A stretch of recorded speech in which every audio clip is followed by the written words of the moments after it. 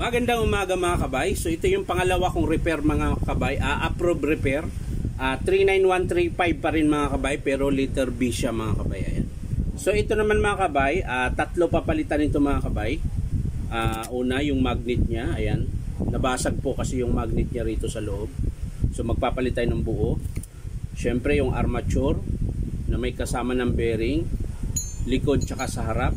At syempre yung kanyang brush holder. Ayan. So tatlo po yung papalitan dito sa pangalawa nating approve repair na grinder cordless. So ang model niya mga kabay, ganun pa rin, DCG412. D4 po yan na grinder mga kabay, DeWalt. So yan mga kabay, samahan nyo po ako. So yan na mga kabay, nabuksan ko na po yung tornilyo. Ayan, so kakalasin na po natin mga kabay.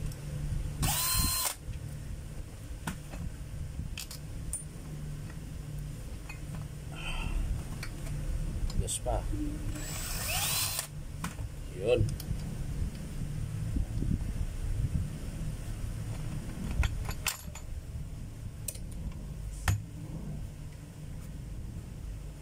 Kalas na, yun na.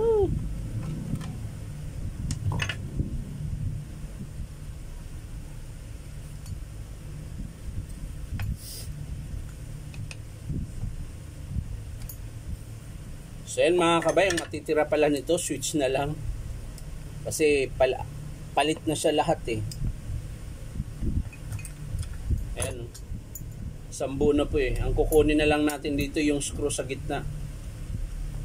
Yung kanyang dalawang screw.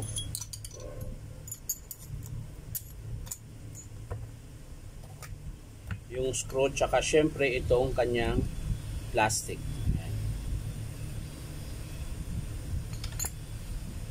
So yan na mga kabay, kakabit na po natin ito. Ito muna pala. Kakalasin natin yung screw niya. So yan mga kabay, na baklas ko na po. Yun yung luma niyang magnet mga kabay, nabasag po yung loob. So ito na po yung kakabit natin mga kabay. So tingnan lang natin mga kabay kung saan siya nakatapat. Hindi naman po siya pwede magkabaligtad dahil may isa po siyang, ano bang tawag nun? May hiwa po siya mga kabay. May hiwa. So yan kung nakatapat siya doon. Ayun. So yan yung tapat niya. Ayan. So screw lang natin ito ng maayos mga kabay. Ayan. Para hindi po siya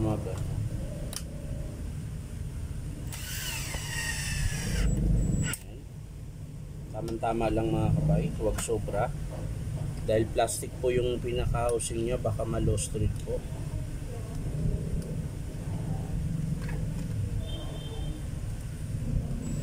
Yun na naputol yung putol na naman yung dulo, putol na naman. Mano na naman tayo ulit.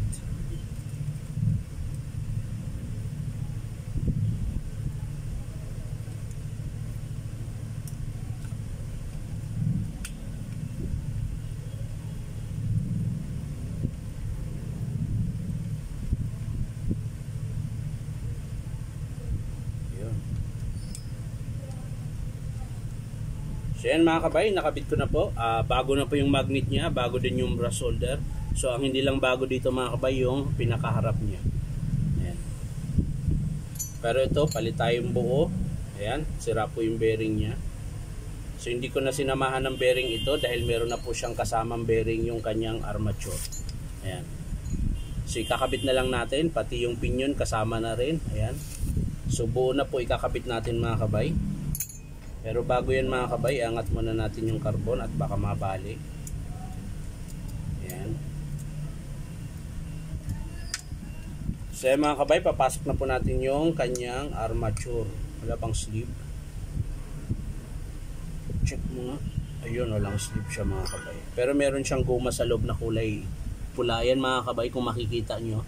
Yun po yung maghihigpit dito sa kanyang bearing. Kung maluwag na. Yun. So swak na swak siya mga kabay. Yan. So ibababa na natin yung spring mga kabay. Ayan. Baka makalimutan natin, maisara natin hindi na ibaba. So hindi po yan gagana.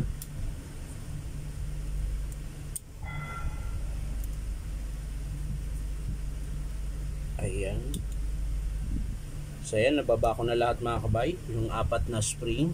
So pwede na natin siyang ikabit. Pero bago yun mga kabay, lalagyan muna natin to ng electrical tape. Meron pong nabuksan na open po yung ano niya, siguro nung pagsungkit-sungkit natin. Natalupan po yung balat ng wire. Baka mamaya biglang magdikit. So yan na mga kabay, okay na po. So ikakabit na po natin yung kanyang terminal.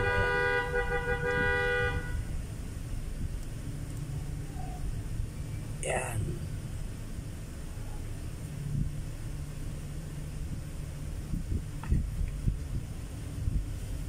Ayun na. So matatapos na po ako dito mga kabay. Ayan, kailangan lang natin i-siksik maigi yung kanyang wire para hindi siya nakaangat. Didiin lang natin ito mga kabay.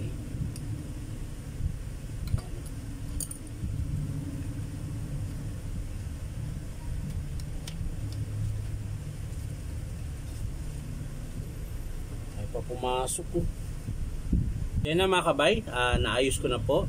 So pwede na natin ilagay yung takip niya mga kabay. Ayan. Para masara na po natin. Isin lang natin to. Ayan. So okay na mga kabay, lagay na natin yung screw para matapos na po tayo. So yan mga kabay, nailagay ko na yung screw. So dito na tayo sa harap sa kanyang gearbox.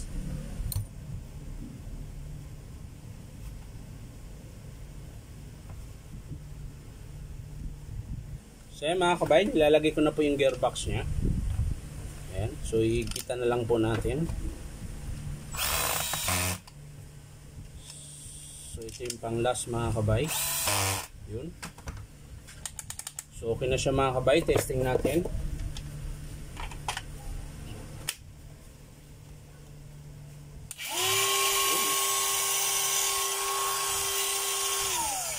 Para siyang bago ulit mga kabay. Dahil bago po talaga lahat. Housing lang natira tsaka switch.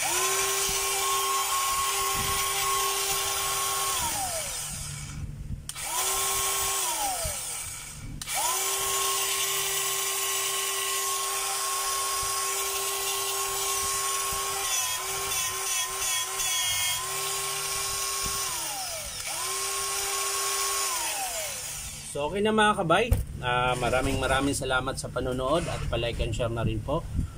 Ang pinalitan natin mga kabay, ito po yung kanyang magnet dahil meron po siyang basag. Isang peraso lang naman. Ayan o.